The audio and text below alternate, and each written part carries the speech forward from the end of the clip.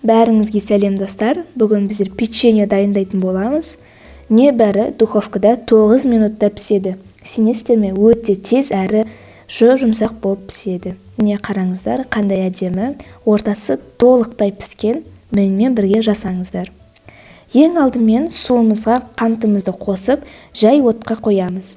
Суымызды қайнатуға болмайды, тек қана қантымыз ерігенше жай отта суымызды араластырамыз.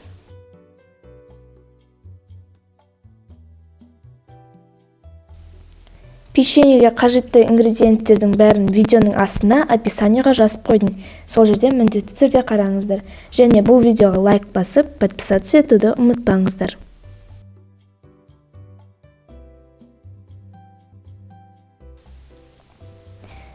Енді еріп тұрған сары майымызды алып, жақсылап тұрып араластырып алуымыз керек.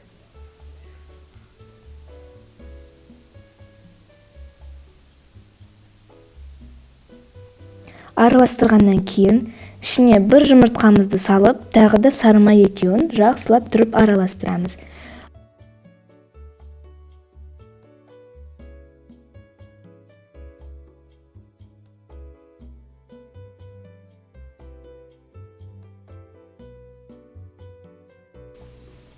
Міне қараңыздар, араластырып болдым. Араластырып болғаннан кейін, үстіне қантымыз бен суымыз араласқан сиропты жайлап құйып, тағы да жақсылап араластыруымыз қажет.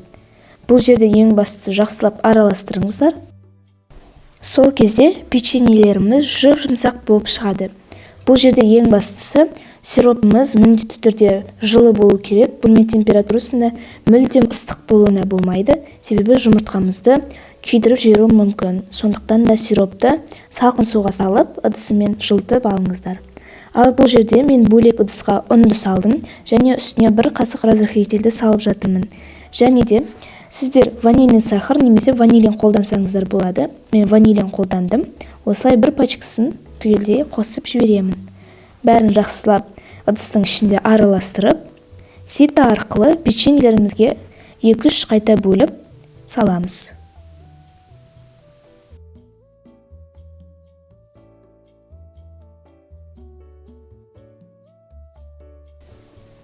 Араластырған кезде көп араластырудың қажеті жоқ. Жай ғана ұнымыз сіңіп кеткенше араластырамыз. Егер көп араластыратын болсаңыздар, яғни печеньелеріміз қатты болып кетуі мүмкін.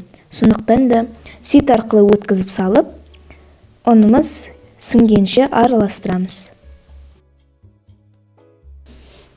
Сіздер өз қалауларыңыз бойынша қолмен араластырсаңыздар да болады. Бірақ мен қолмен араластырмадым.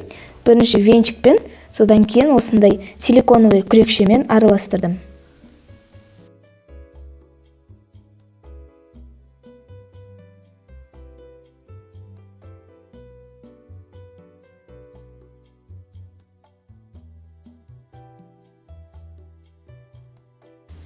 Міне қараңыздар, қамырымыз дайын. Қамырымыз жұмсақ, нәзік болып шығу керек, алайда қолға мүлдем жабыспауы қажет. Енді қамырымызды осындай пакетикке салып, холодильникке 15 минутқа жібереміз. 15 минут тұрғаннан кейін холодильниктен алып, осылай оқтаумен жаюымыз қажет. Оқтаумен жайғанда көп жұқа етіп жаймаңыздар, кішкене қалыңдау болғаны жақсы. Енді печеньелерімізге дөңгелек формасын беру үшін мен осындай стаканды қолдандым. Егер сіздерде дөңгелек формалар болатын болса, солармен қолдансаңыздар болады. Менде бұл кружоктың диаметрі 8 сантиметр.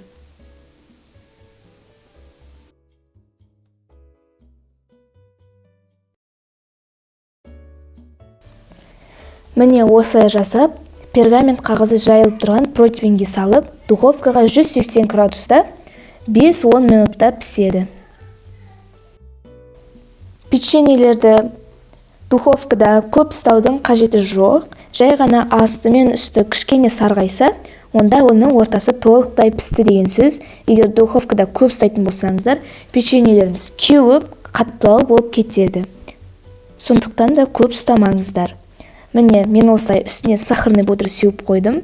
Қараңыздар, қандай әдемі, нәзік, жұмсақ болып шықты. Бұл рецептпен міндетті түрде дайындап көріңіздер. еш өкінбейсіздер, себебі бұл рецептпен дайындасаңыздар, сосын сіздердің бұл любимый рецептеріңіз болып қалады. Ал егер видеоны соңына дейін қарап, келесіде тағы да осындай дәмді рецептілерді күтетін болсаңыздар, онда менің каналыма лайк басып, подписаться етуді ұмытпаңыздар. Және подписаться сөзінің қасындағы колокольчикті міндетті түрде басыңыздар.